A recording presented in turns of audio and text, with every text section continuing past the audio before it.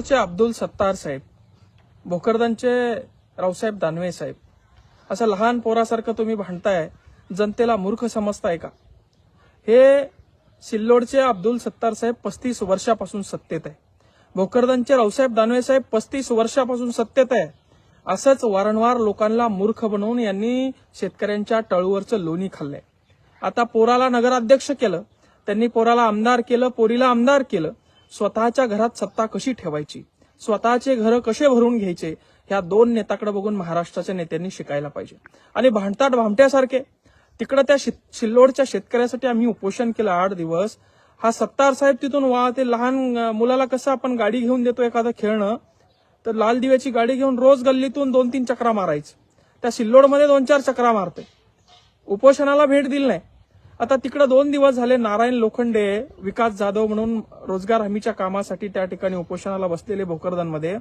या दानवे साहेबांनी तिथं जाऊन बघितलं नाही. शेतकऱ्याचे पोरं आहेत, कशासाठी बसले, त्यांच्या मागण्या काय हे त्यांनी बघितलं नाही. याची टोपी गोल आहे, याची टोपी लंबुळी आहे. आणि ही टोपी गोल नसली असती तर निवडून आलं नसतं, लंबुळी असती तर निवडून. अरे हे नालायक असं विचाराचं राजकारण तुम्ही करतात, म्हणून तर तरुण बर्बाद झालाय, म्हणून तर शिक्षण व्यवस्था उद्ध्वस्त झाली आहे. तुमच्यासारख्या येड्या गबाड्या लोकांना त्या ठिकाणी बसून दिलं, म्हणून तर आज जनतेचे हे हाल आहे. नुकसान भरपाई सरकारने जाहीर केली, 2-2, 4-4, 5-5 हजार रुपये दिले, तुम्ही दोघंही त्याच्यावर काही बोलायला तुम्हाला सुचत नाही का रे? एक म्हणतो गोल टोपी आहे, एक म्हणतो लंबुळी टोपी आहे. आणि हे लोकांना मूर्ख बनवतायत.